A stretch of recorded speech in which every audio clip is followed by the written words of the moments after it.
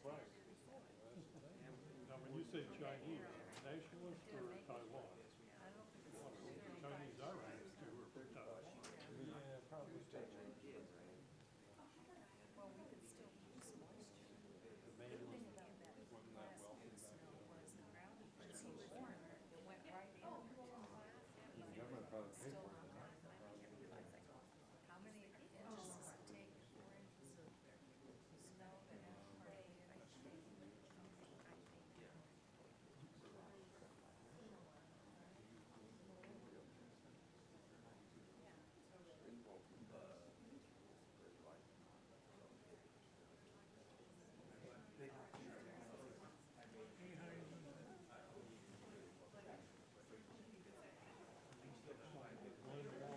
Yeah, we have a couple minutes. I'm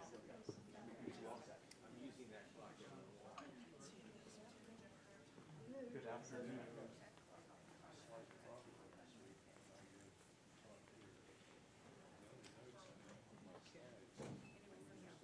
That screen is too small. Always good to see regulars.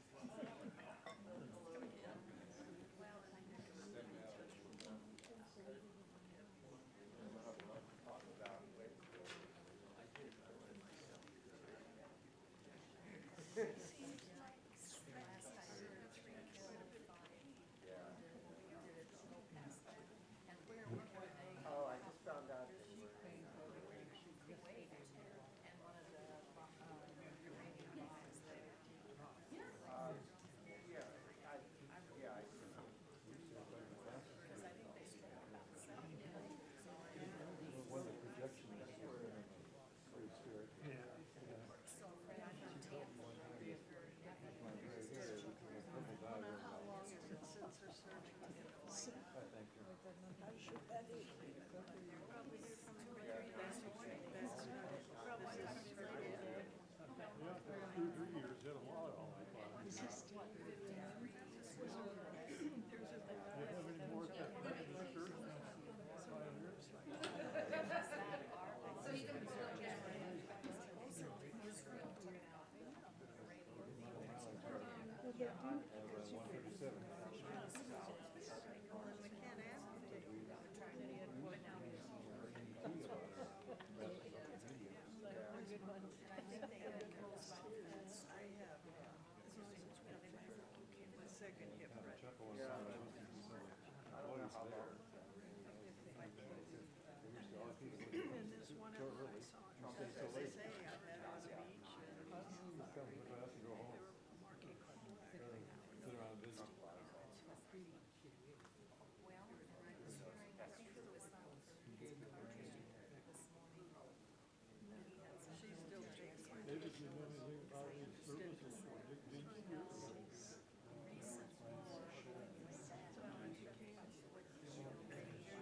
I know what after you went 50.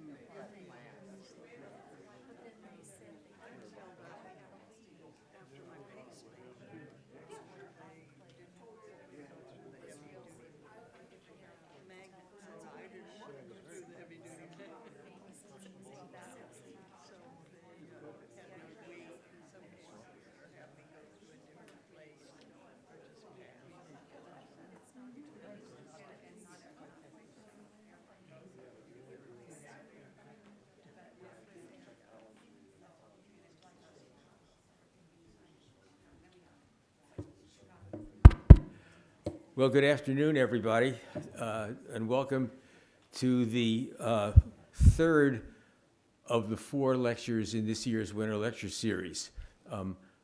You don't have to raise your hand, but I hope nobody came last week when we had a week off. But we will have this lecture, actually a lecture by 2 people today, and then next week will be the final lecture on the foreign policy aspects of the America First doctrine. But before I have somebody introduce our speakers, I do want to say a word about the person who probably was central to the Winter Lecture Series in the Unitarian Church for the past 25 years, Dick Deanspear, who passed away about a week ago. Dick, and if you've attended the lectures, either online or in person, you would have known him and recognized him because he always gave the welcome. As you may know, historically, the series began in the Vine Congregational Church in the 1980s, and then about the year 2001, the Vine Church decided that it didn't want to continue the sponsorship of the series. So there was a small group of people from this church, the Unitarian Church of Lincoln, who decided that they would take it on. And Dick was really the spearhead of that movement. And from that point on, for another close to 25 years, he really was the coordinator. He chaired the planning committee, and he was the one who obtained the initial funding from what was then called the Nebraska Endowment for the Humanities, now called Humanities Nebraska. And that group has supported us for the expenses that we have with the series, the modest stipends and the upkeep here at the Unitarian Church. Just a little bit about Dick's life. He was born in Pittsburgh. He did his bachelor's and master's degrees at the University of Rhode Island and a doctorate in psychology at the University of Rochester. He actually was in the Army before he went to college. He served in Turkey for a few years in the Army. When he finished his graduate program, his doctorate, he came to the University of Nebraska-Lincoln in 1969 in psychology, and he remained there for the duration of his career. At one point, he was the chair of the psychology department, and his specialty was what is called in psychology social psychology, but the actual areas of his focus were stress and aging and the development of the brain as one aged. In his memory, maybe we can take a moment of silence, please.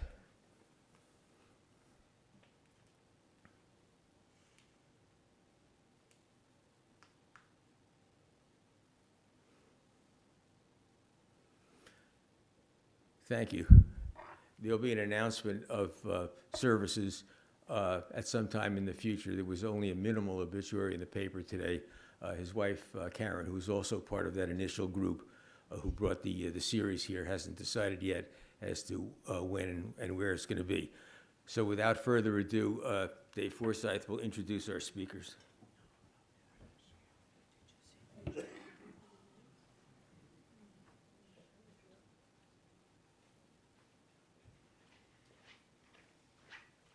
Well, Peter's already indicated we'll have 2 people making a presentation today, and you can see that they are chomping at the bit and ready to go, in position, as it were.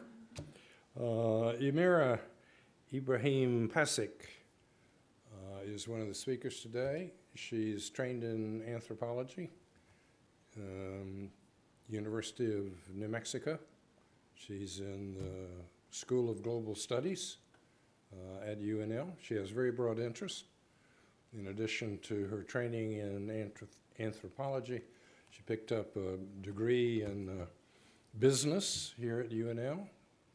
Does have very broad interest, what we call global North-South relations, effective colonialism, role of women in world affairs, and refugees and migrants. The other speaker is Julia Reilly, also in the School of Global Studies, attached to Political Science and Human Rights program at UNL.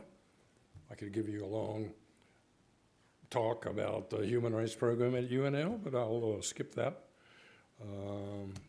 Her interests look like they were lifted from my resume. She's interested in international criminal law, prosecution of individuals for crimes under law, and how, whether you have truth commissions or whether you have criminal trials, how that affects termination of wars. She's interested in efforts to block genocide. And, you know, it said, well, you know, the Jews, they didn't really stand up to Hitler and they contributed to their own demise. But actually, there were a lot of people who fought the Nazis on genocide.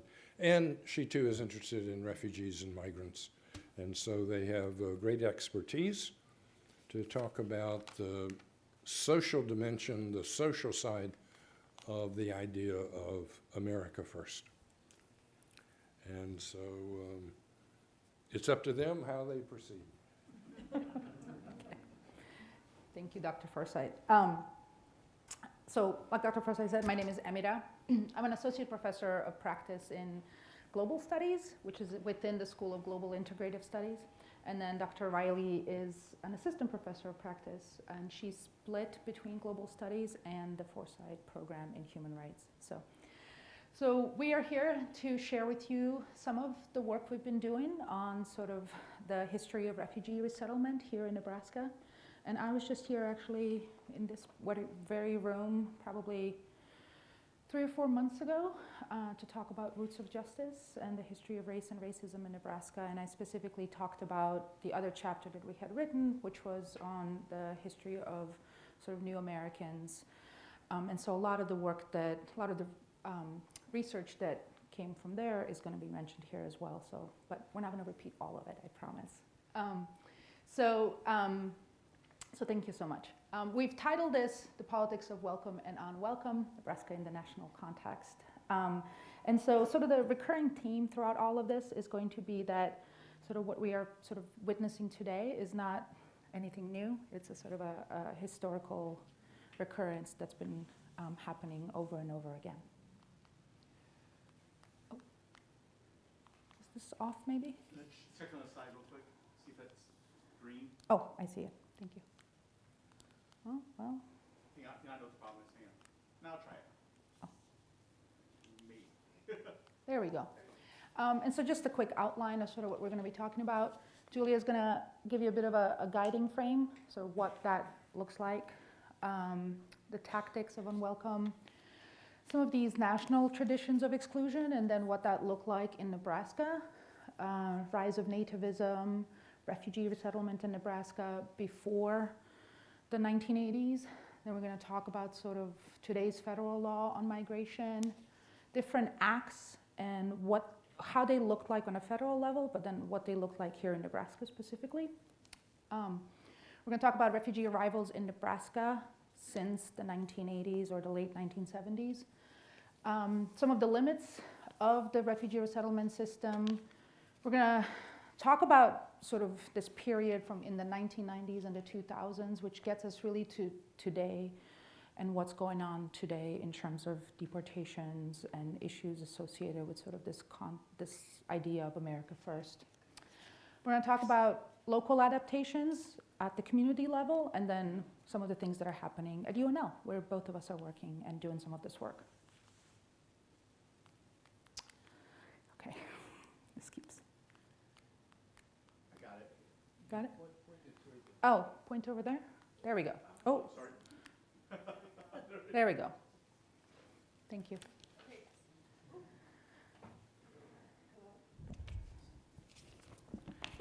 Is this okay? Hi.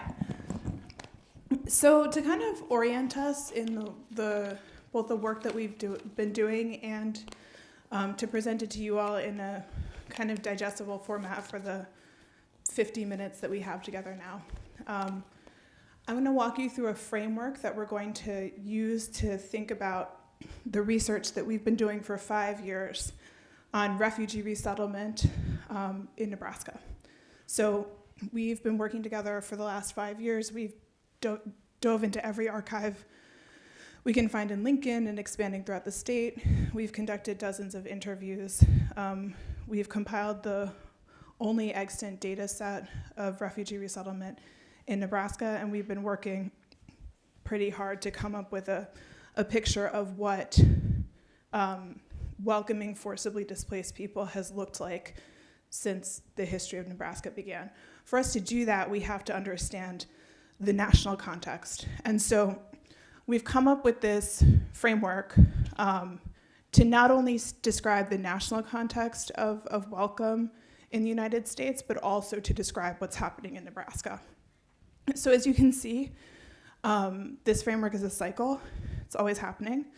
And we can use it to understand both the national context and what's happening here locally in Nebraska. So we'll start with, during moments of economic anxiety or demographic change, people get anxious. Feelings of insecurity are activated. And then we see actors framing immigration as a threat to identity or security.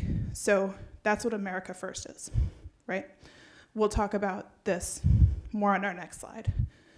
Then we see what we call an expansion of tactics of unwelcome. So that framing turns into actual policy decisions that impact lives. We'll talk about what that means in the abstract on the next slide. We'll give a lot of specifics about what that's looked like in American history throughout the rest of the presentation. Then, and this is a part of our work that I think is super interesting, we see people who are committed to welcoming the stranger, to making a place for forcibly displaced people, adapting to the restrictions imposed in the previous stage of the cycle, right? And as you can imagine, when welcomers are able to adapt to these restrictions, more people get welcomed, which then, so you see welcome and integration continue. That spike in welcoming makes people who are anti-welcome anxious, right? And then the whole thing begins again. So we're going to try to take you through what this looks like in the sweep of American history, but more specifically in Nebraskan history.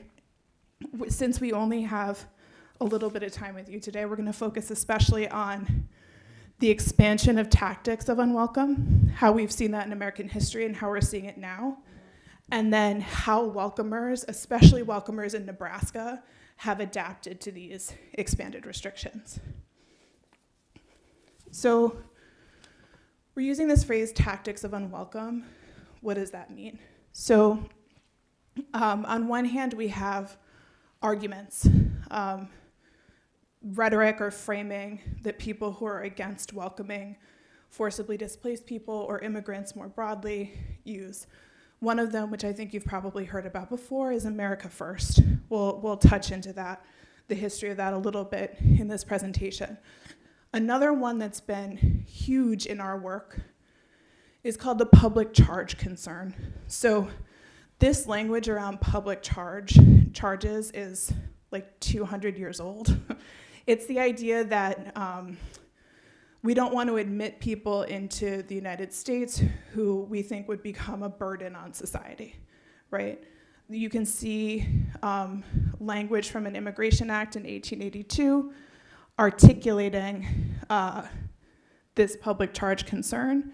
If you are reading in that box and you're hearing or you're thinking of maybe comments you've seen posted on social media or things that you've seen politicians say, yeah, we hear this argument arising over and over again, and it's a really old one. So this is kind of on the rhetoric framing side. But then we also have policy tools that proponents of unwelcome will use to try to block people from coming to the US. So legislation, we'll talk about a lot of legislation today.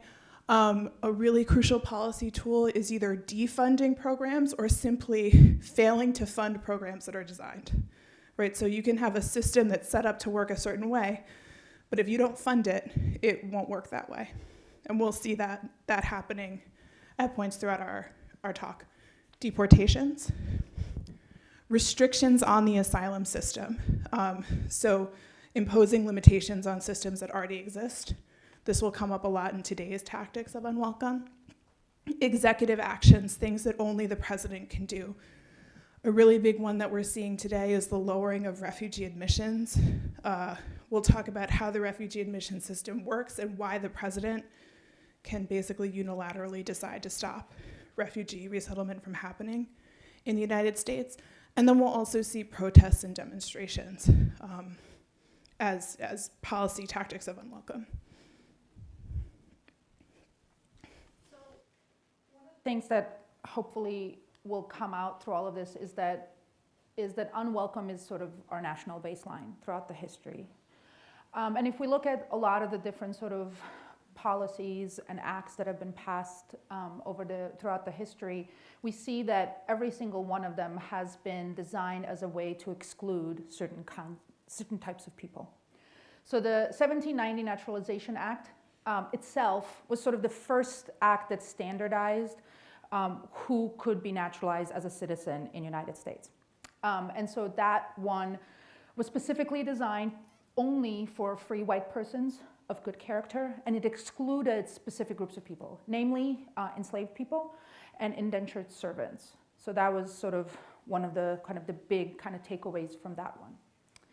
The next big one, sort of as we kind of move through the history, we see that in 1850s you have the America First pioneered by the sort of nativist American Party at that time, and I'm sure you've heard about this. But this comes around specifically as an anti-immigrant kind of sentiment during this time. And it's really in response to the sort of the westward expansion and the inclusion of a lot of sort of new states within the Union, particularly California, which was included as a free state. And so a lot of the dialogue was happening around including free states along with many of the states that were still holding enslaved people. And so there was the 1950s to 1960s, and this America First sort of ideology was really about this tension between between the free states and the states that had enslaved people. And so the next sort of several decades after that, we see ad hoc policies of exclusion. The first big one that kind of comes to mind is the Page Act of 1875, which specifically targeted Asian women.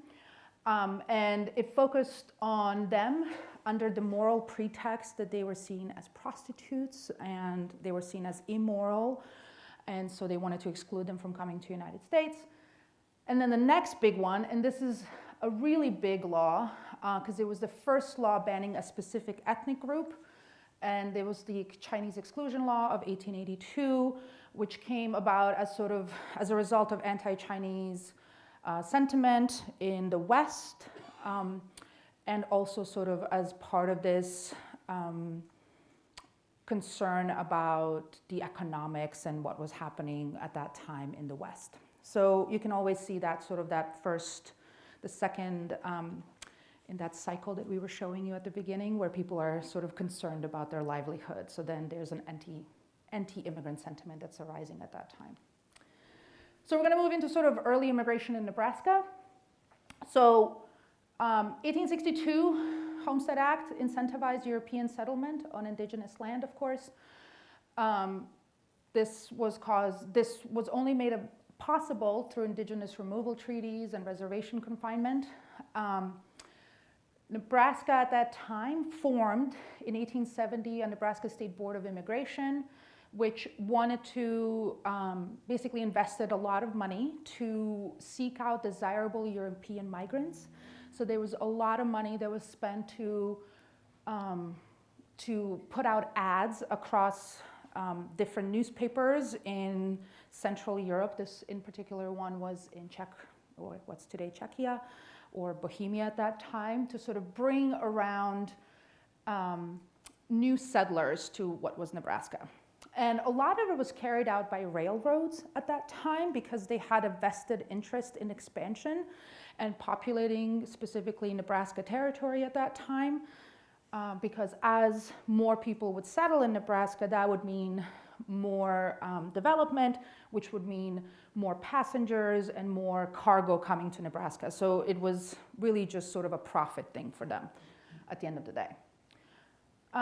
Since only citizens could own land, only white migrants could ever hope to own land. And so we see a really huge boom in the population in the state of Nebraska. So in 1870, there was about 120,000 people living, settlers, white settlers living in Nebraska.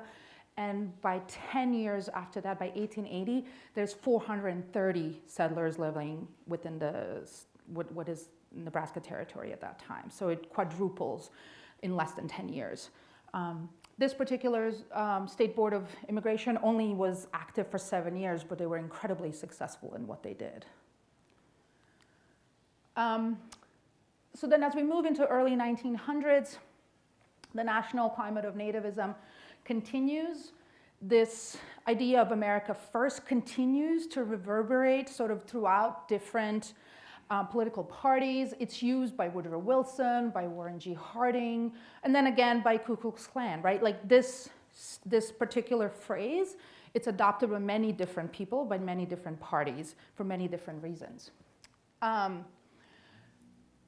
What's happening in early 1900s in Nebraska? There is a lot of anti-immigrant sentiment at that time.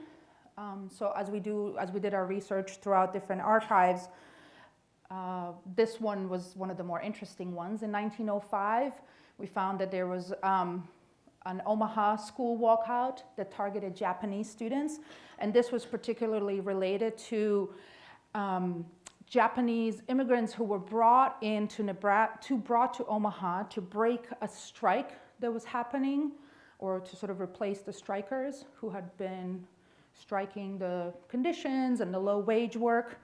And so the children of the meat packers in Omaha, the white meat packers, were protesting the children of the Japanese immigrants who were attending the school, right? So there's sort of, you see sort of this anti-immigrant sentiment, even though these were likely children of Eastern European immigrants themselves, right? In 1909, there's examples of anti-Greek riots in South Omaha, again in the meatpacking districts. So Nebraska at this time is attracting a lot of different immigrant groups because of the meatpacking, right? By 1920s, Nebraska is joining the rest of the country in its zeal for lynching of people of color. And so one of the sort of defining big ones is the Omaha race riots that ended with the lynching of Will Brown. And it's followed sort of by sort of the rise of Ku Klux Klan across Nebraska in the 1920s. And one of the big things that came out of the sort of the 1900s, early 1900s, right, in 1920, is the English-only Nebraska constitutional amendment that was approved by 83% of all Nebraskans at that time. Now, this came out of sort of this anti-immigrant sentiment, and also as a response to World War I, but also because of sort of, partially because of the anti-German sentiment and the large number of German speakers that lived across Nebraska at that time.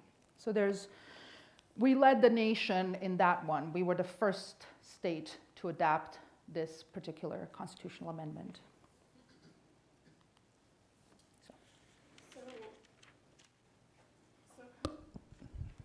Oh my God, okay. So at this point, kind of through the 1910s, 1920s, there was a lot of nativism in the U.S., as Emira told us about, in the Nebraskan context. And this nativist sentiment got translated into the creation of national policies of unwelcome. For understanding all the policy that I'm about to tell you and their subsequent effects on this dance between welcomers and anti-welcomers, you have to understand that in this point in American history, and indeed until 1965, in our comprehensive national immigration laws, there's no distinction between forcibly displaced people and what we call voluntary migrants. So we'll see kind of ad hoc laws later for specific situations of forced displacement. But for looking at all of these policies, you should consider that these are meant to cover refugees too. There's no distinction made in these laws between people who fled their countries and people who decided to leave to seek a different life. So in 1917 and 1924, we see immigration acts that are designed to keep people out. One of my favorite fun facts from this work is that the Immigration Act of 1917 used literacy tests mostly to keep people out, but immigrants passed them so much that they totally didn't work. So tens of thousands of more people came into the US than the framers planned of these laws. And then in 1924, we see the kind of infamous Immigration Act that was explicitly designed to take the racial composition of the US back to what it was in 1890. So the framers of that law decided that that was the ideal point, that our racial makeup as a country should look like it had done 35 years ago at that point. And so they designed a law to do that. This law also created Border Patrol, which we know today. And really crucially for thinking about what would follow later, this racial origins quota system was also meant to cover people fleeing conflict, people experiencing forced displacement. It was supposed to include refugees, which meant that when we got to the Second World War, and we had massive forced displacement from that conflict situation, our national laws couldn't cover it, right? We did not have enough spots to let nearly as many refugees in as we decided that we wanted to for foreign policy priorities.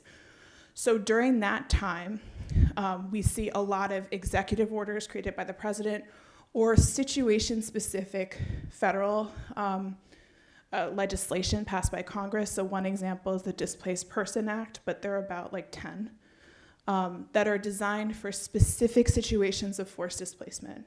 So people fleeing specific areas at specific points in time, right? And what the creation of these ad hoc, either executive orders or situation-specific laws did was it rendered the Immigration Act of 1924 totally moot because we were having to admit all of these people on top of this very limiting law. Does that make sense? So the framers of the Immigration Act of 1924, who were really committed to anti-welcome, were looking at that law and saying, oh my gosh, this isn't working either, because the president and Congress keep creating all of these carve-outs for conflict situations because this law is so limiting. Does that make sense? Okay.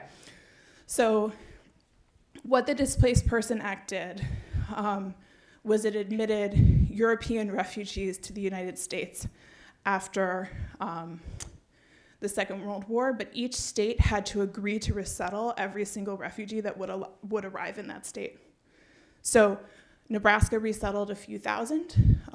You can see a letter coordinating that resettlement right here with members of the Nebraska Committee on Displaced Persons that was designed to coordinate this, talking about the logistics of how this would look in Nebraska.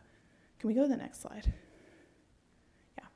So the way we did this in Nebraska is that every single person that we would admit for resettlement after the Second World War through the Cold War period had to have employment sponsorship. So there had to be a Nebraska employer that would say, we want this person to work on our farm or in our plant or whatever, and they would communicate that to the federal government, and then that amount of people would be sent to resettle in Nebraska. We see employment still being, oh, sorry, am I doing your slide? You go ahead. No, you go ahead. No, I transitioned us. You go.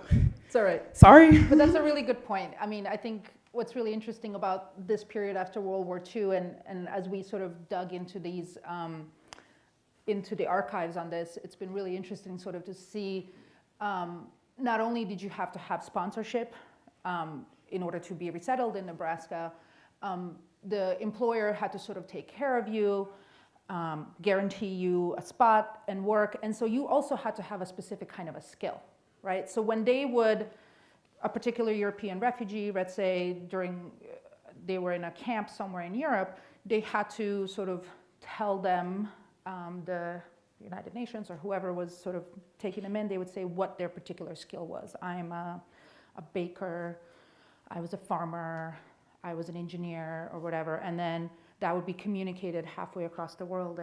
And just last week I was talking to my research assistants, and one of them was showing a story of a gentleman who was brought in from Europe. It was communicated that they were an engineer, but it turned out that they were brought in from Hungary. They were a Hungarian refugee. They were brought into western Nebraska. Instead of being they thought they were sort of a structural engineer, they turned out to be a textile engineer. So this employer no longer found them useful. So the employer was writing to the committee that I'm talking about here, right? Like this committee on displaced person, and was writing to Carol Lemon and was saying, what do I do with this person? They are not of any use to me, right? So there's sort of a lot of communication between individual sort of employers across the state about individual refugees that are resettled across the state. So it's really interesting. So we continue to resettle people across the state, despite a lot of sort of attitudes of unwelcome. After the fall of Saigon, Nebraska agreed to resettle Vietnamese refugees. That was a process that was begun by 3 Nebraska senators from the unicameral who sort of lobbied the unicameral and asked them if they would be interested in going to Camp Pendleton, where about 100,000 Vietnamese refugees were settled, and going to sort of recruit doctors amongst them, because Nebraska at that time was facing a very large shortage of medical professionals across sort of the rural parts of the state.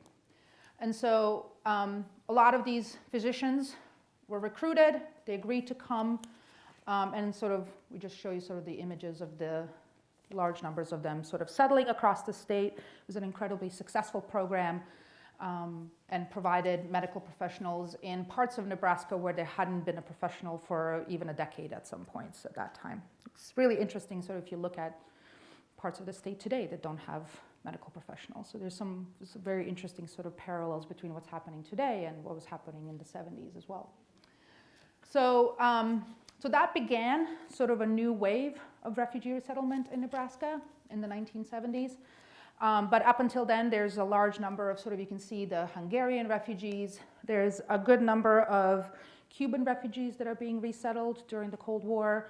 There's a large number of sort of Czechs, a lot of sort of examples of Soviet refugees being resettled across Nebraska at that time. Thank you. Okay, so as we had lots of basically forcibly displaced people coming in the aftermath of the Second World War, and then due to various kind of communist internal conflicts fueled by clashes between communist groups and capitalist groups, so think Cuba, Hungary, this kind of thing, it became very clear that our system of immigration law wasn't working. As I said before, we had this architecture that was based on this national origins quota system, but we kept creating carve-outs in legislation for various crises, right? So nobody thought that the current immigration system was working. So in 1965, kind of as part of the national groundswell and civil rights movement, we finally got a new system of immigration codified into our national law. This system, although there have been subsequent pieces of legislation to kind of tweak this system, the fundamentals of this system are what we have today. So in this piece of legislation, we abolished the national origins formula, so no more quotas. for national origin or racial origin. But the new legislation prioritized family reunification. And one of the reasons it prioritized family reunification is because that was a way to get anti-welcomers, people who are pro the Immigration Act of 1924, on side to pass the Immigration Act of 1965, because if previously immigrants had been disproportionately white and European, if you focus on reunifying families, then the immigrants that would follow would be their family members who are disproportionately white and European. Right, so part of the reason we have this emphasis in our immigration system was a way of convincing anti-welcomers to lend their votes to this piece of legislation. The other group of people that we decided to prioritize in our immigration system in this legislation are skilled professionals, right? So I'm sure you guys have heard of different kind of visa carve-outs for people with different kinds of skills that we deem important nationally. That comes from this, right? And then finally, we also, for the first time in our whole history, have an explicit carve-out in our national system that's meant to be permanent for people who've experienced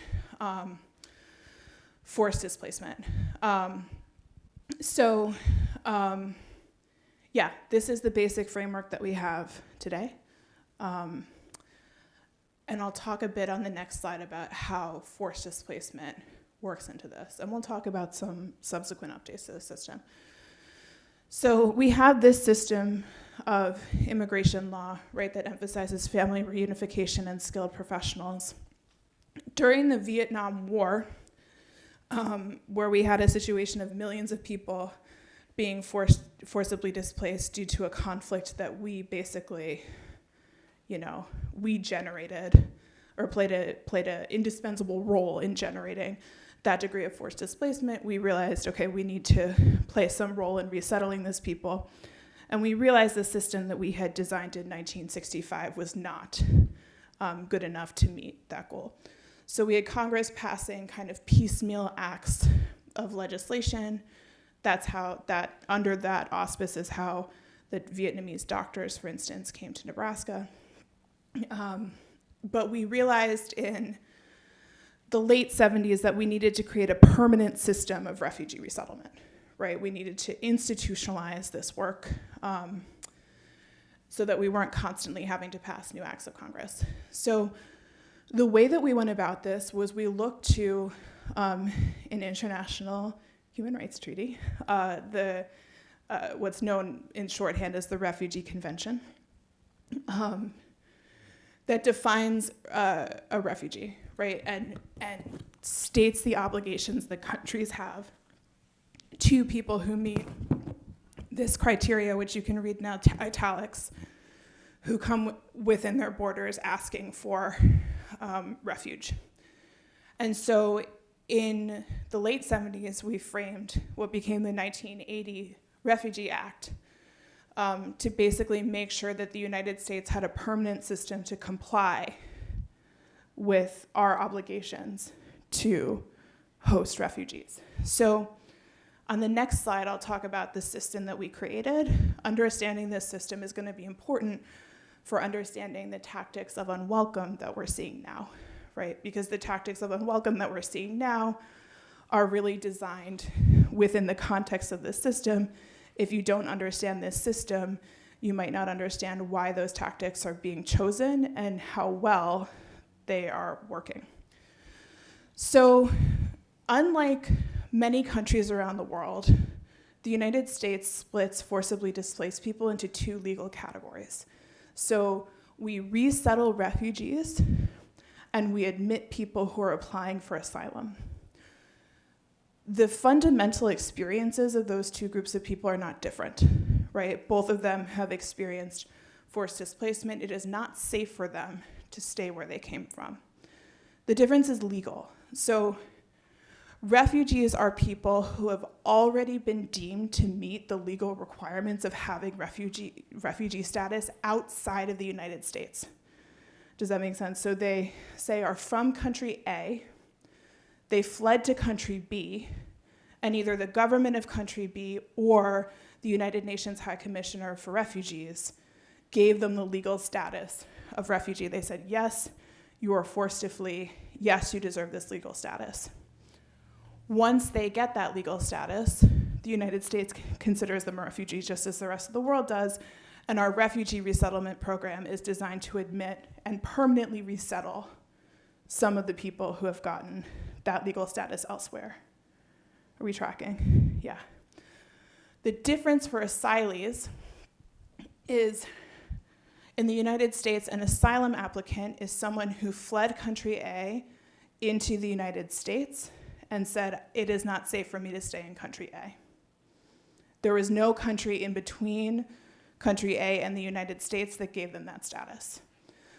So it becomes the United States' job to assess whether they deserve asylee status, which is basically the same thing as refugee status, conceptually. I have the text of the law from the passage of the Refugee Act of 1980 that defines an asylee, and it is kind of lifted straight from the 1951 Refugee Convention with a few little tweaks for our system. So for asylee admission, we are hearing the cases of people who are claiming that they were forcibly displaced and can't go back to where they came from, and deciding whether they indeed do and whether they deserve to have asylee status in the US, which can then grant them permanent residency if they want. This, by original design of our system, this was housed in the Department of Justice. After 9/11, we created the Department of Homeland Security, which I'm sure you've all been reading a lot about lately, and it got moved there. Refugee resettlement operates differently. So that is housed, it is coordinated by the US Department of State. So they decide which people in the world should be admitted to the United States as refugees. They coordinate with both international NGOs and domestic NGOs to make that happen, to bring them to select who's going to be brought to the US, to bring them to the US, and then they coordinate with American NGOs to resettle them. The United States president, by design of the 1980 legislation, gets to decide how many refugees we are admitting every year, right? So it's called a ceiling. Functionally, the ceiling often operates as a goal. So we rarely actually ever meet the ceiling. So the ceiling has been as high as just south of 200,000 refugees. This would be in the kind of late 2010s, before 2016, as you can imagine, and has been as low as 0, which it is now. So that's the power of the president here. That's designed within this act. And under this system, refugees are the most heavily vetted entrants into the US. It takes a minimum of 18 months for the security clearance process to happen, and 10 United States agencies are involved. Yeah. I just wanted to add that there's at present about 41 million refugees in the world today, and less than 0.1% are resettled. Yeah. So majority of those people live within refugee camps, and there are people who live out their entire lives in refugee camps. Yep. So while prior to this year we were the largest recipients in terms of numbers, the United States was the largest recipient in terms of numbers, that number has now been effectively 0. Erased the numbers globally too, because we were the largest recipient. Yeah. So during the years of the early 20-teens, when we were resettling almost 200,000 refugees a year, several years we would resettle more refugees than every other country in the world combined. Yeah. And now we've slashed it to 0. So that has cataclysmic effects for the global refugee resettlement system.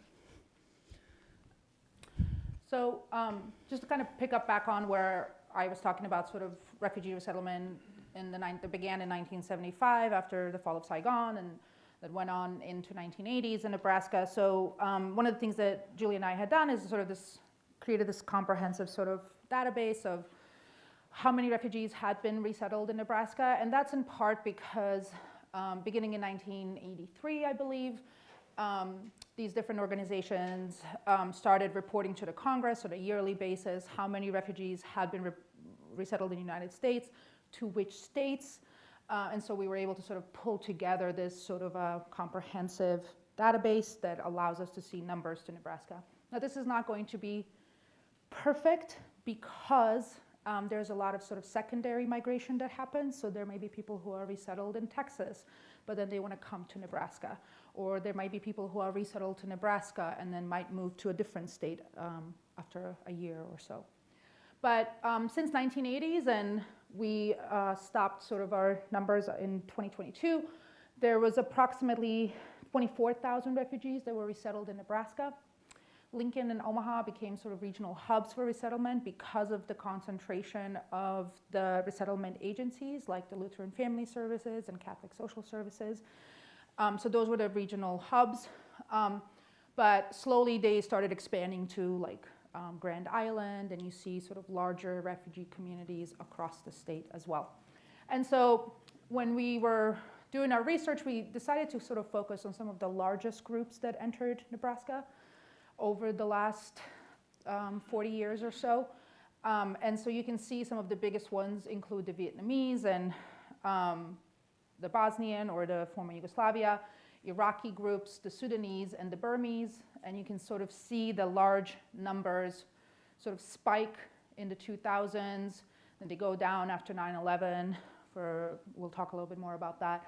And then they spike back up again in 2015 and then go down again, and then sort of where we find ourselves today. And so, like I said, there may be more or less for different groups because of the secondary migration as well. Do you want to add anything, or I can move on? No, we can move on. Okay. So even when our resettlement ceiling is not zero, there are still limits to how refugee resettlement works in the United States, and some of these limits are outcomes of deliberate advocacy by people who are against welcome.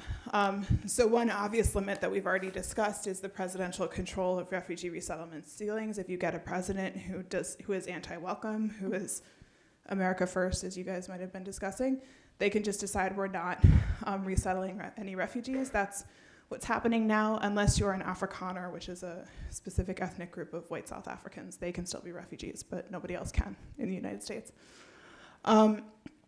Another way that we see the refugee resettlement system being used as a tool for anti-welcome is inconsistent federal funding.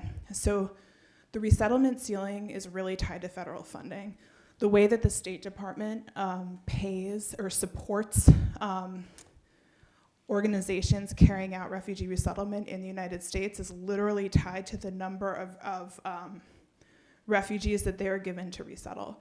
So to make up this is totally random, right? These are not real numbers, but one of the organizations in Nebraska that resettles refugees is Catholic Social Services. So if Catholic Social Services is sent 100 refugees to resettle for a given 2-month period, right?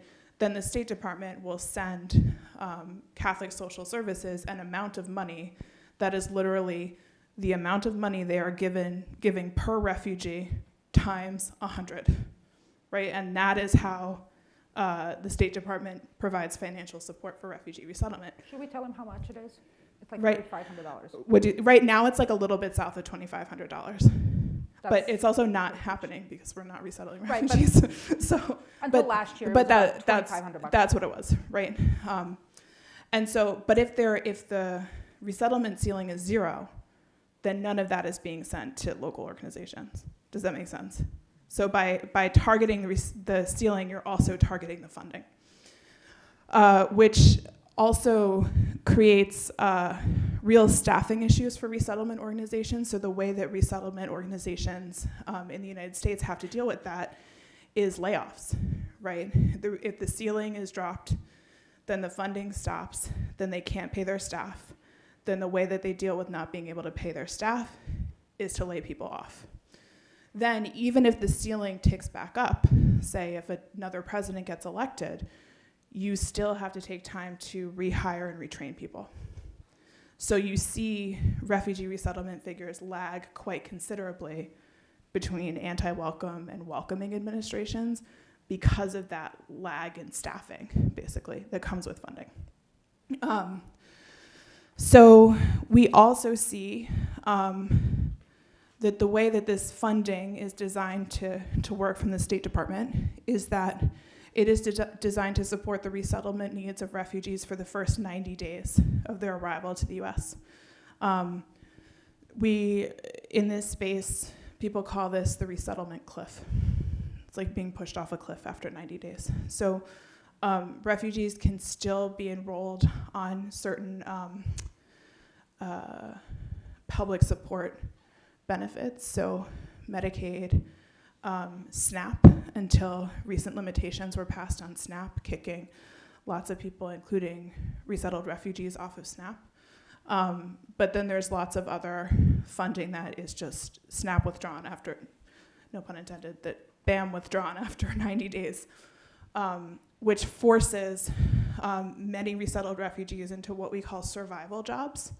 So these are jobs that you can get without having a lot of English, and without having a lot of training. So this would be, in Nebraska, the biggest one is probably meatpacking. Survival jobs tend to have really hard, inconsistent hours, right? So you don't know what you're working each week to week, which makes it really hard to do something like enroll in English classes. Does that make sense if you don't know? Or to enroll your kids in whatever program, right? If you don't know when you're going to be available, when you're not. So this 90-day resettlement cliff is a big challenge for refugees and for people trying to welcome them. I mentioned that SNAP benefits for refugees were taken away by a piece of federal legislation published several weeks ago. There are people in Nebraska who are trying to get a carve-out for Nebraska. So states can opt in to continuing to give refugees SNAP benefits if they want to. There's a bill in committee at the unicameral right now that's trying to do that. So you can learn about it on the slide. Should we talk about how the 90-day limit began? Oh, here. You know whose idea it was? Nebraska. The 90-day limit? Ours. Yes. Nebraska policymakers. Yep. In the early 80s. In the early 80s. So it was during a Reaganite time there was a time in the 80s where they just like halted all funding for refugee resettlement because they were like, we need to investigate what's going on in the system. Again, like none of this is new. And during that time, Nebraskan policymakers proposed a 90-day limit. a 90-day limit. And it You can became read more in national our policy. chapters about it. We have a whole section.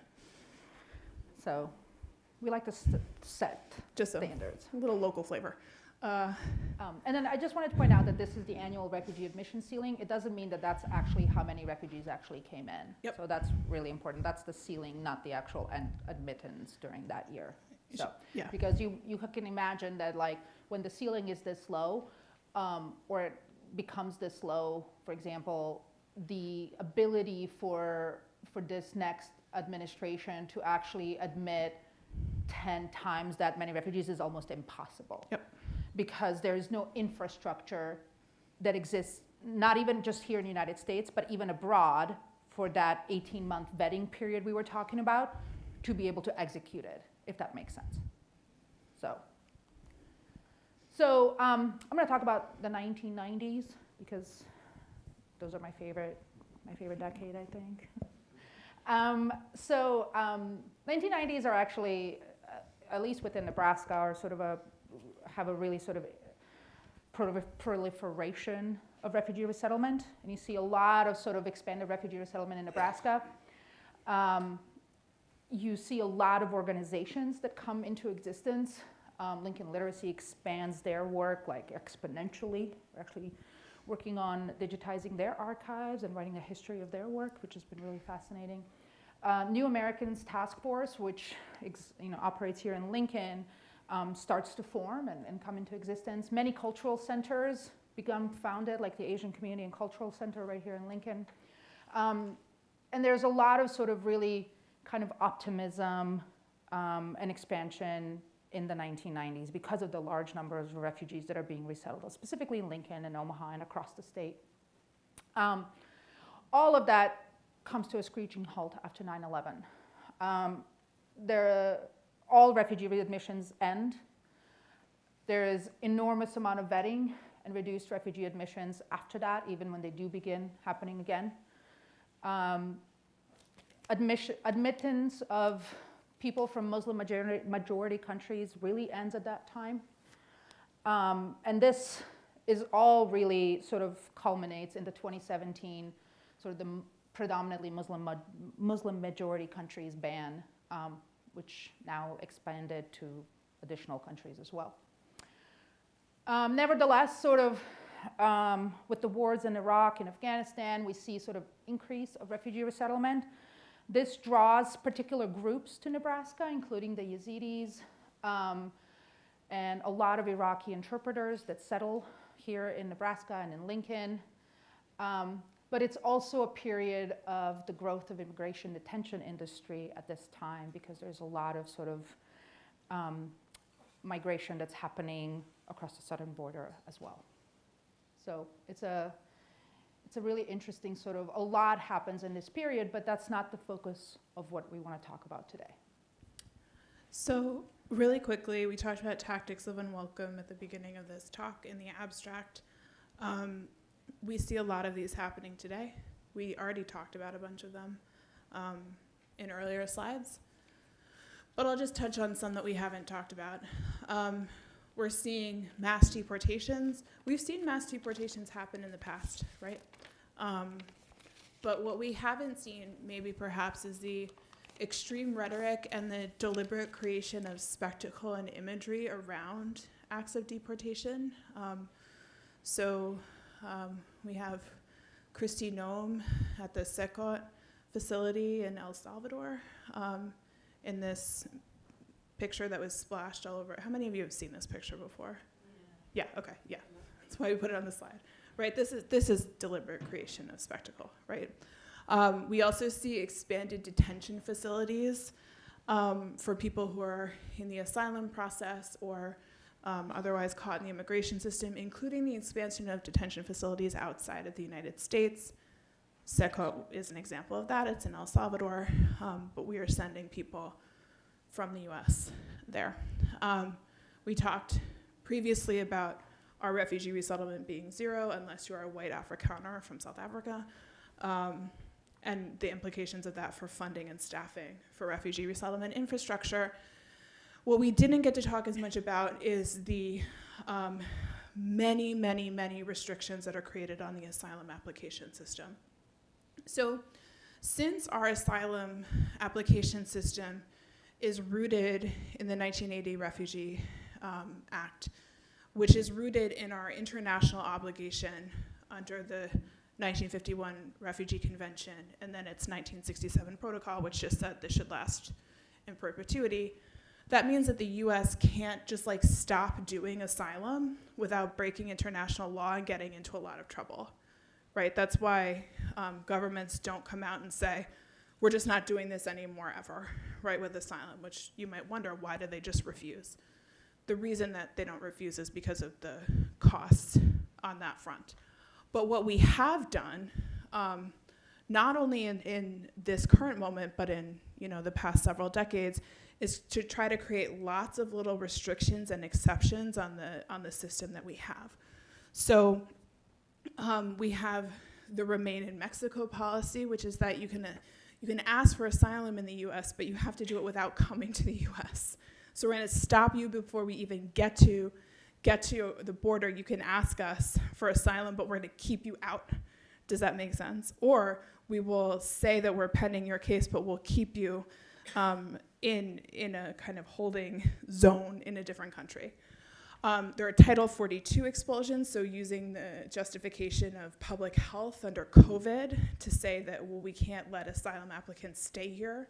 So while they do have cases pending, we're going to kick them out because we can deem them a threat to public health.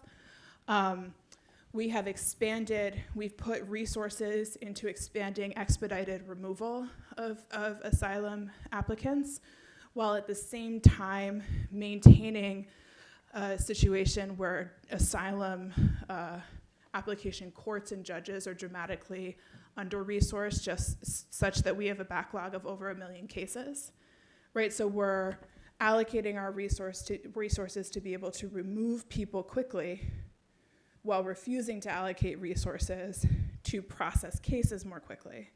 Does this make sense? Yeah.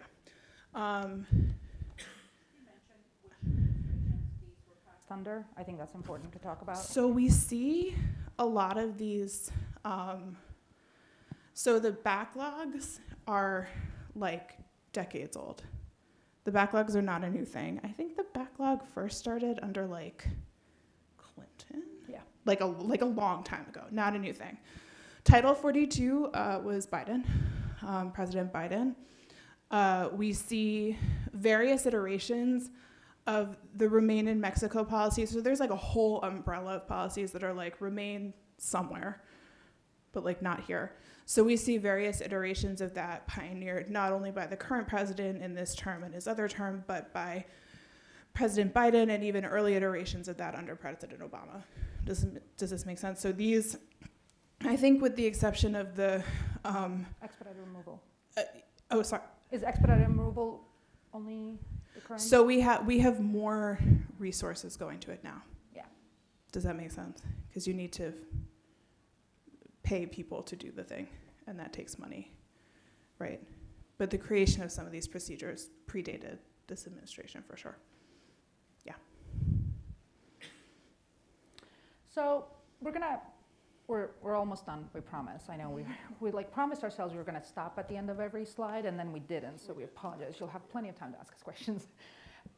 So some of the local adaptations that have come as a result of all of this, and we're gonna sort of put the lens back onto Nebraska, is that while the immigration law is determined federally, resettlement implementation happens locally, right? So these agencies have been adapting to these federal restrictions over and over again. And as we mentioned earlier, if you resettle 100 refugees, you get, 2,500 times 100 to resettle them within 90 days. That's all you get, right? That's what these agencies get. And that's clearly not enough, usually, to resettle people. And so a lot of these agencies have to rely on additional donations and funding to be able to actually resettle people properly. There's a lot of community activism and volunteerism that happens as a result of that. And so many of these agencies rely on volunteers to help them out, especially when they have to lay off staff or there's less people that they can hire. And so you will see a lot of volunteers that work for a lot of these organizations. What we see throughout over the last 45 years is creation of these cultural centers and migrant support NGOs that are created by migrants and refugees themselves to support their own groups of people that are resettling here in Nebraska. Another interesting thing that we recently found, or through our research, and we knew that these existed, but it was interesting to see it in the archives, are different underground networks that were developed across Nebraska to support asylum applicants, undocumented people and unaccompanied minors. They exist even today.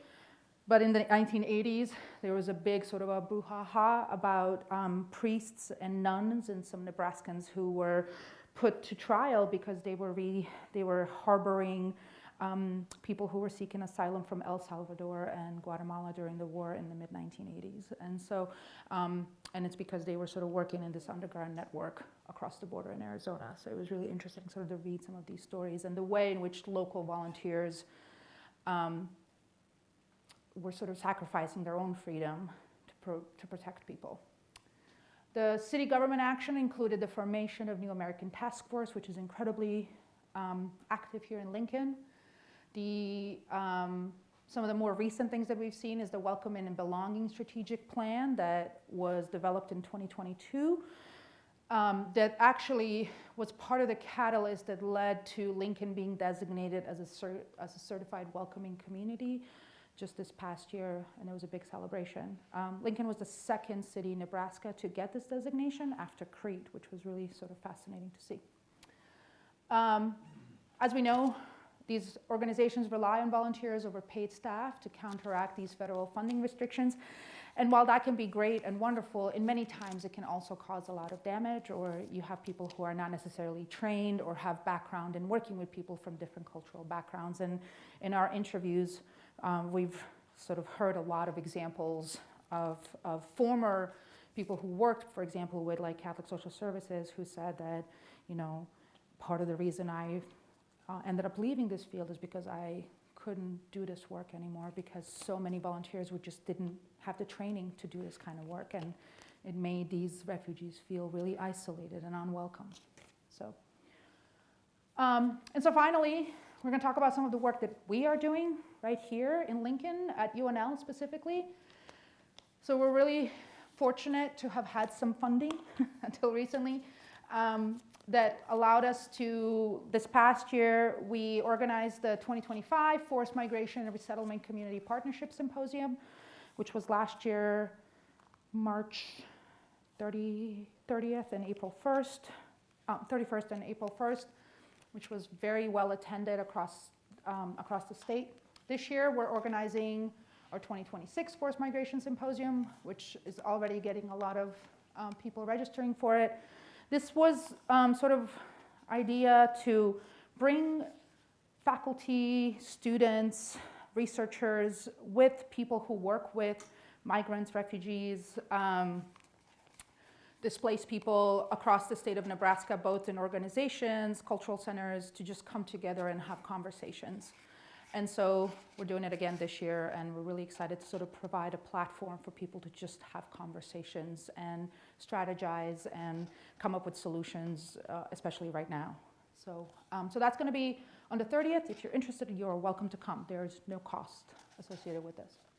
Another thing that came out of the work that we've been doing for the last 5 years is the Nebraska Initiative for Migration Studies, NIMS, lovingly called by us. Some of the work that's come out of our research is the roots of justice, which we've already talked about. Another work that's coming out soon, which we're really excited about, is the lives of immigrants and refugees, which is the tales of migration, hope, grief, and finding home in Nebraska, which has a foreword by our mayor, actually.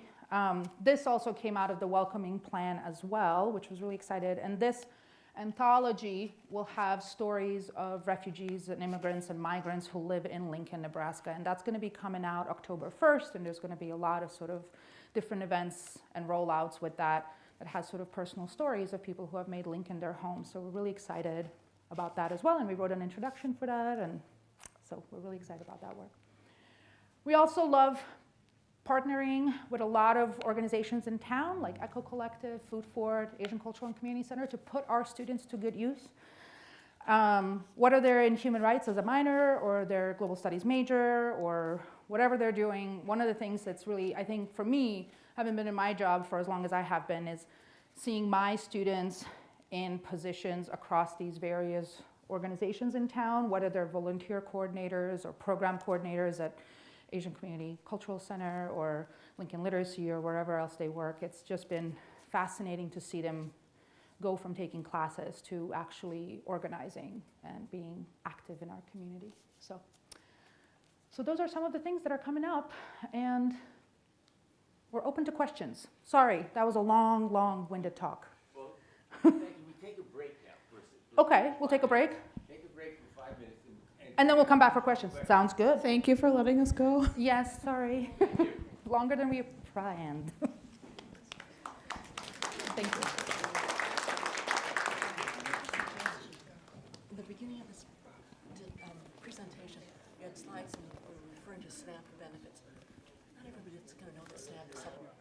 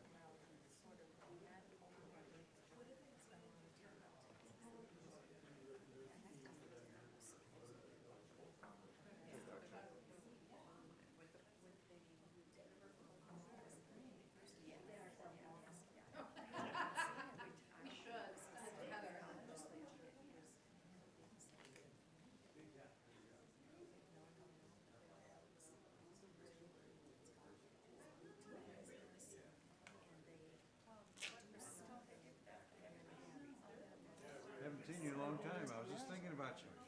How you been? Have you? Good. Haven't seen me in all these stuff?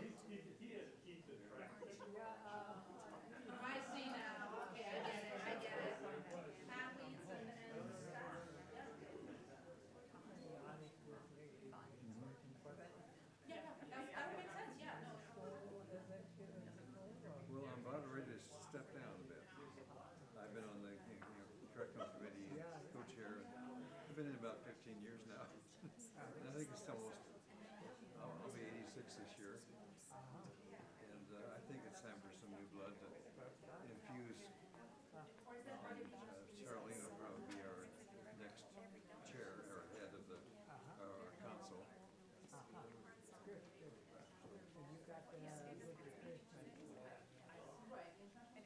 For Bob Bickle? Yes, I think we did. I haven't met the girl, the lady, but she came from West End, and she's been there about 7 years. And the people who were on the committee this year are pretty high on her. And Bob's going to stick around a little while just to help her prepare, because Bob has been wonderful. The Aguilar before him was a nice person, but she was kind of burned out.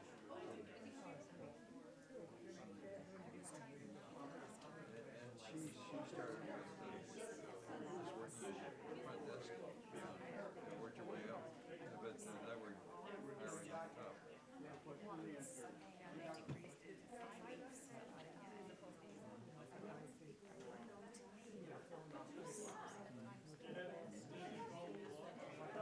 But Ollie in general doing well. I mean, we're hit pretty hard by COVID. We lost not by death, but just because of fear of the disease and so on. About 2,000 people or so. Membership. But we're back up to about 1,600 now. So that's pretty good.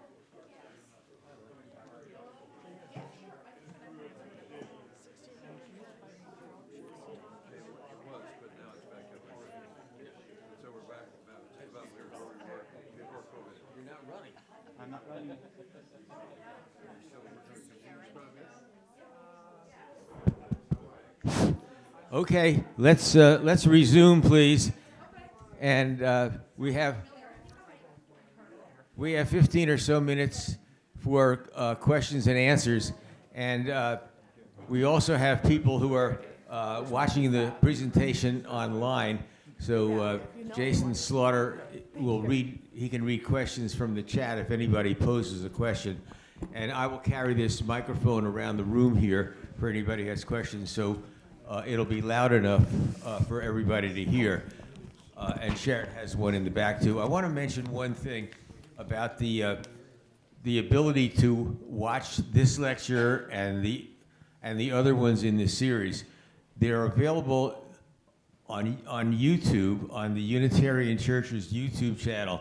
And because they're being recorded, they're immediately available. So you don't have to wait a week or 10 days for somebody to put it to put it into the system. It's there. So if you missed a talk, or you want to hear one again, or you want to tell somebody to watch next week's talk on the foreign policy aspects of America First, it's on the Unitarian Church YouTube channel. If you go to UnitarianLincoln.org, there's you can find the Winter Lecture Series, and it's in there on the website. It's also in the notice that you may have received. If you signed up for the series, you got a weekly notice, and the YouTube channel is there. So without me wasting anybody else's time, anybody have comments or questions?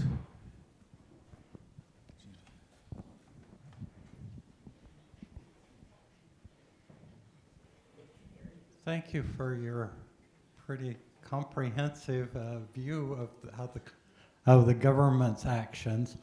I'm also interested in, I think I know who the national churches and organizations and broadcasters are who are anti-welcoming. I'm not so sure about our local Nebraska folks. Can you share more about that, or is that outside your expertise? So, who in Nebraska is an anti-welcomer?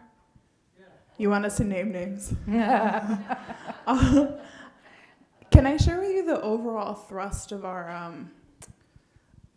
findings in the Nebraska story? So, what we found is that in terms of people who hold public office in state level government, that there are more anti-welcomers than welcomers there. Whether we're thinking about the unicameral, whether we're thinking about the governor's mansion. And so in Nebraska, when we think about refugee resettlement or welcome broadly, it's this really interesting interplay of a kind of restrictive governance, a more restrictive government, or a lot of elected officials who are not disposed to welcome, but a ton of grassroots Nebraskans who are really committed to welcome. So we have a ton of real innovation and commitment to welcome among kind of like everyday Nebraskans, especially organized through religious organizations, actually. Not just in Lincoln and Omaha, but throughout the state. And sometimes those constituents can be really effective in influencing city level officials. So this would be like mayoral offices, city councils, to be more pro-welcome. So we see, that's why we see on our slide, like in Lincoln, there's a lot of welcoming work done by the city of Lincoln. There's also significant welcoming work being done by cities like Grand Island, right? Mm-hmm. So on the kind of city level of governance, it's more mixed, right? But if we think about, certainly at the state level, we have all kinds of anti-welcoming stuff coming out of various members of the unicameral. There are lots of really remarkable resolutions and bills advanced in the unicameral, especially around 2017, that were anti-welcome, right? Does that make sense? It hasn't always been the case, though, because if you look at the 1948 Committee on Displaced Persons, that governor, Val Peterson, he was very pro, let's bring in the European refugees, and immediately formed the committee to bring in European refugees and wanted to assess it. And so it depended, right, on the historical sort of period. Are you asking today or historically? I'm thinking today. Yeah. Okay. Also thinking outside government, you know, like Catholic Church seems to. Sorry. Yeah. Seems to me Catholic Church is kind of conflicted because they're extremely pro-Trump at one level, but they also seem to be very pro helping out the immigrant through Catholic social services at a completely different level. Yeah. And You're like it seems confused. to me a number of our broadcasters are really anti on AM radio. Oh, sure. And So the Catholic Church is, so within the system of refugee resettlement that was created in 1980 that we talked about, the Refugee Act of 1980, the State Department designated, at the time I think it was 8 or 9, national level NGOs that had like sub-branches throughout the country that amounted to like hundreds of sub-branches. One of the national level NGOs that they designated is the United States Conference of Catholic Bishops, which is the parent organization of Catholic Social Services. So, and now there are 10 of them. They added one kind of recently. So the Catholic Church is one of the 10 organizations that the State Department contracts with to actually do refugee resettlement. And they're the Catholic Social Services in Lincoln and in Omaha. Is Catholic Social? Yeah. And in Omaha are two of the organizations who are on the ground actually doing the refugee resettlement, right? Getting the $2,500 from the State Department, taking in refugee families. So the role of the Catholic Church in refugee resettlement is pretty institutionalized, right, since 1980. And they were even doing this during the Vietnam War. And even before that. Right, they were playing this kind of, this role. But then what's being spoken about in particular dioceses or particular parishes might be a different, Story. yeah. Does that make sense? It's complicated. We have a- We have a couple of questions There's a from question the up Zoom. All right, from YouTube, Ross Larson asked, the railroads were trying to attract Czech immigrants to Nebraska, but the Ku Klux Klan was working in Nebraska to persecute Catholic Eastern European immigrants. How did the immigrants win? The Ku Klux What Klan do we doesn't mean? become more active until later. What do we mean by win? I don't know, that's the question. How do they still keep What coming, maybe? what is Yeah. win? Like, why do they still Sorry. keep coming I even guess though they're they on were not YouTube, we welcome, can maybe? Is that ask. the question? Yeah. Could be, yeah. I mean, there was, I don't think the Ku Klux Klan was as active in that period as they were later. We'll just move on to the second question. Okay, yeah. I want to know what they mean by win. Currently, we are simply refusing to accept applications for asylum, or have we just made it so terrible that nobody applies? So here we have to differentiate between asylum and refugee. Yeah. Right? So we are not resettling refugees. But there are applications for asylum moving through the system, but very slowly. And with a 97% denial rate in Omaha. Thank you. Yeah. There's like some if you're interested, like go on Google and just like Google like asylum denial rate or asylum court statistics or immigration court statistics in Omaha and look at the data visualizations that come up. You will find some graphs that will blow your mind in terms of numbers. And also, the time period between when the person makes an asylum claim when they're at the border of the United States until the hearing actually is conducted can be upwards of 5 years. It depends. There are immigration districts around the country, and they all have immigration judges, and some of them can do things, they have a larger staff, and they can do things more rapidly.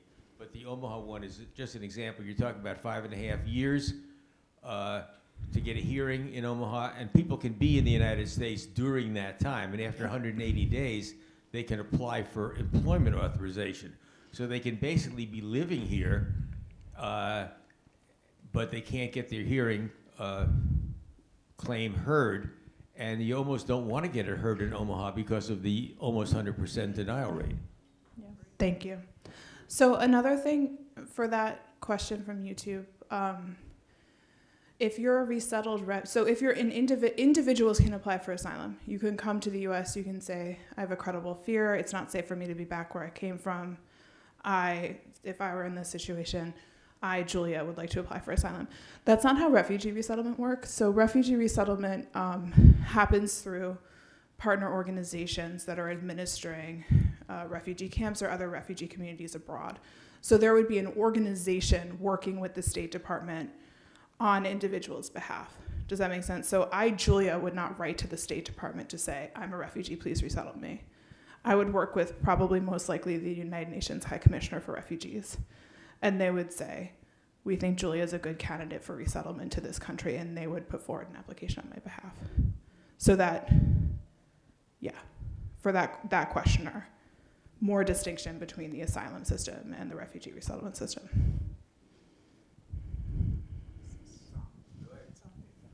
Okay, back in the mid-1970s in Lincoln, that was a long time ago, and when the Vietnamese started coming, I helped a couple of other people start the ESL program in Lincoln Public Schools. Oh, cool. And it was a small program, one high school, I think one grade school, and it grew to what it is now today. And I'm just wondering what the future of a program like that would be with this zero refugee program in place, and also how is that going to affect Lincoln literacy? So one thing that's emerged from our interviews that's been really interesting is that as the refugee ceiling drops and funding is cut and cut and cut, all kinds of other civic organizations have to step in and fill in the gaps that are left by federal funding. Yep. So now when we talk to, we've been lucky to talk to a lot of people who work in English language learning in Omaha, in Lincoln, and they are being asked to step into roles, kind of like comprehensive support that far transcends like teaching people English. Does that make sense?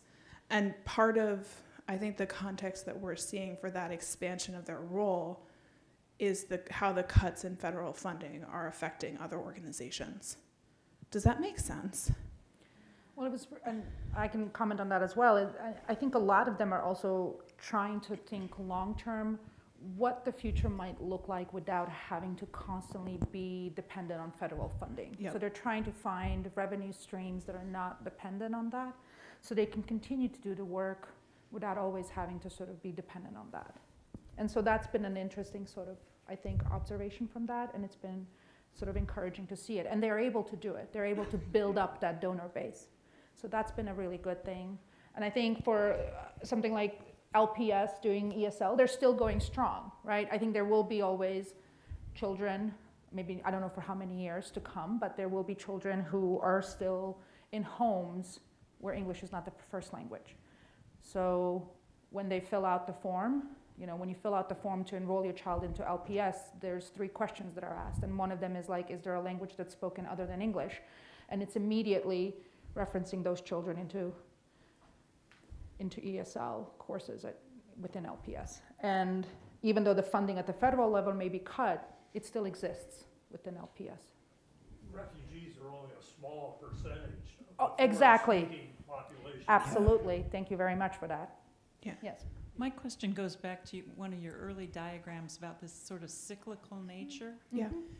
And it seems like we're in a real unwelcoming phase right now. Do you maybe optimistically see a Thank growth you. in more welcoming types of activities that aren't associated with the government now? We're seeing So- an enormous amount of welcoming things. The adaptations to the restrictions have to be happening at the same time as the restrictions themselves. Because if there's no restriction, how do you adapt to it? Does that make sense? Yeah. I think this kind of gets to attention that was at the heart of the earlier question of like, there's a difference between a role to play and the kind of support that exists for that role. Does that make sense? So there's lots of roles for ELL or other forms of parts of the community to play, but whether there is like funding for that role or other kinds of support is maybe a different question, right? So I think the point though is that, to answer your question, at the same moments that we see kind of expansions of tactics of unwelcome, we also see adaptations. Does that make sense? And then the cycle. I think she's asking, are you optimistic? Oh, are we optimistic? Yes, I am. You are? I feel so, yes. Good. In some of these conversations, yes, I do feel that way. Sharon? David had a question. I thought Dave had a question, but there's a question here too. Most days, not every day, but most days. Maybe I'm kind of qualified to talk about this, and as I leave today and go to my car, I'm going to think it's complicated. Yeah. And it's you know, with the open borders we've had, and the 9 or 10 million new people we have in our country, there is some pushback, and our refugee system is kind of in intensive care right now, as we're trying to recover from the shock of what's happened in the last few years. But I feel kind of qualified to talk because my 3 of my grandparents were immigrants, and they settled in Nebraska in communities where there were people from their same country, and so they kind of supported each other. My grandfather worked for 75 cents a day, slept in the barn of the person he worked for, and survived. I grew up in Lexington, which is a marked city right now. It doubled in size since I was in high school, and now it's going to suffer the consequences of decisions made back east, I guess, about the meat packing industry. I graduated from medical school, went into the military, and was stationed on the border, and took care of border patrol people, because after you leave the military, you often get a government job locally, so you can use the base for things. So, and then I came back to Lincoln and took care of a lot of refugees. And I always kind of wondered what, we didn't talk about Lutheran Family Services, Yeah. With Catholic Social Services. They're competing religions maybe, but they do the same thing. Yeah. But we kind of made fun of the railroads for advertising for their own selfish reasons. But I've always kind of felt that maybe these two organizations also, it's a business, you know. And I've always wondered in a time how one becomes a destination city. And I got to first look at that too, because after I retired, I spent some time with Blue Stem on North 27th, which does volunteer medicine for all these new immigrants, and so I've had some feelings about how that should go, but I just I'm still in a quandary as to what's the best route, and I don't know how long. I think you mentioned 90 days of support, and then it's kind of up to the community to pick up the tab from that point on. So it is a responsibility.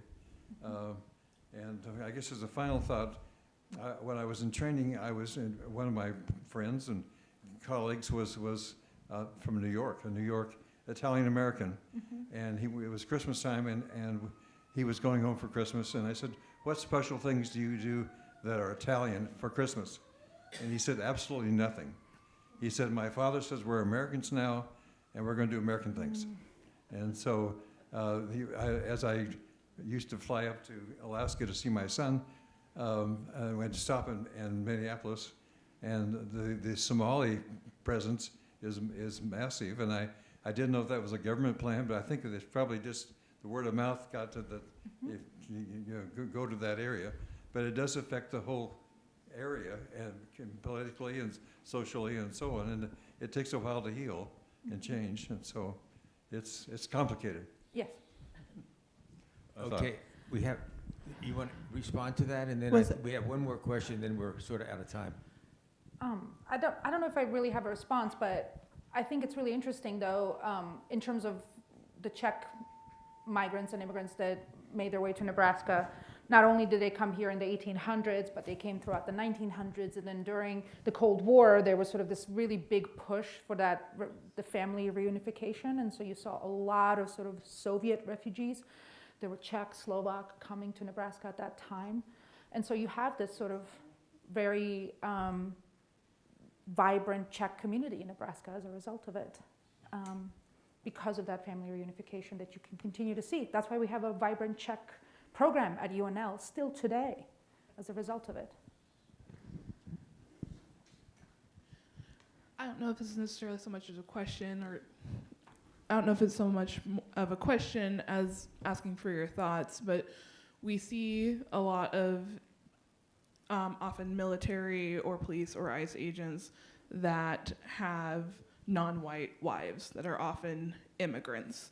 And I understand the sexualization of Asian women, and more recently the sexualization of Latino women plays into that. And then goes back to large Korea, stuff like that. I guess I was wondering if you had any thoughts on how people make peace kind of like that dichotomy of wanting no immigration except for my wife, and the president,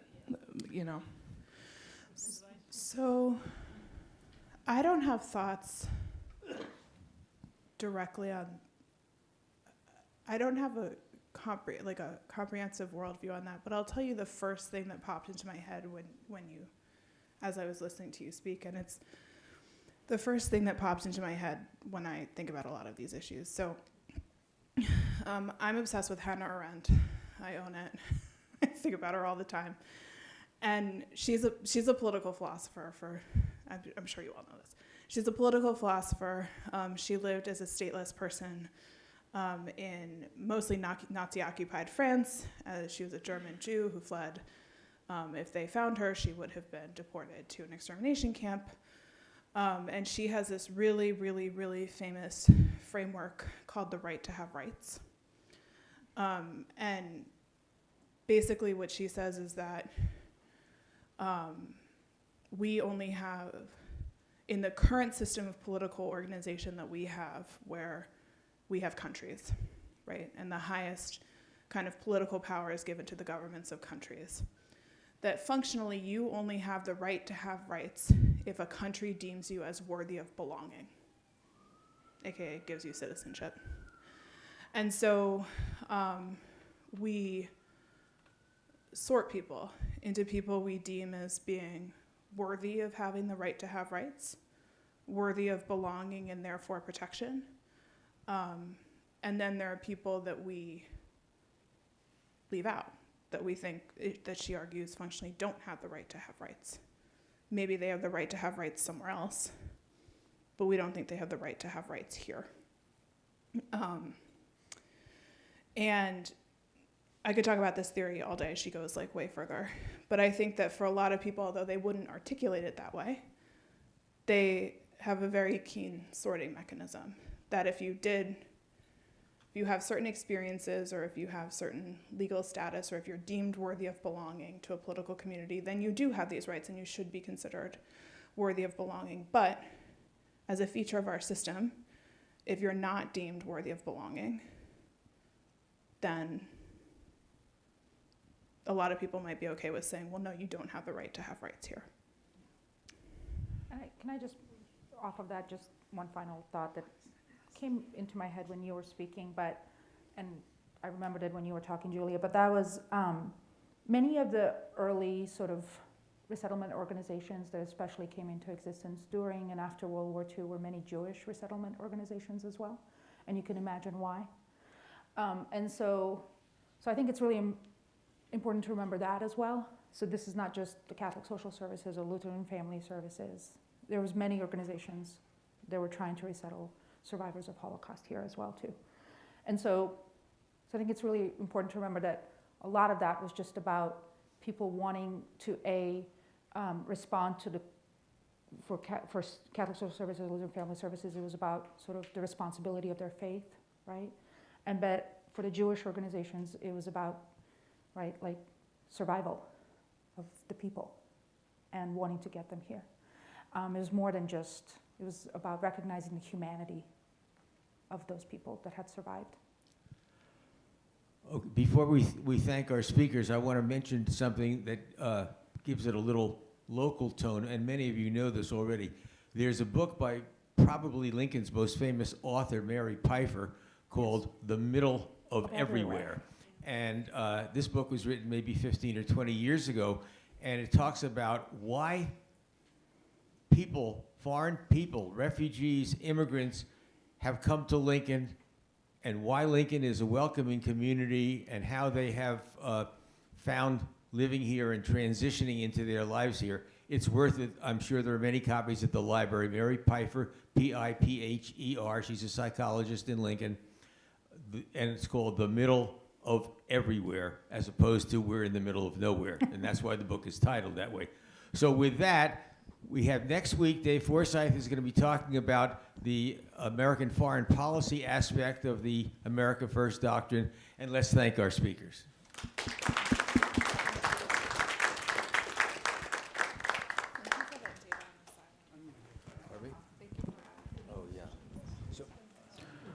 We do have some extra coffee. If you want to have any refillables, go ahead and get some more coffee if you need it tonight.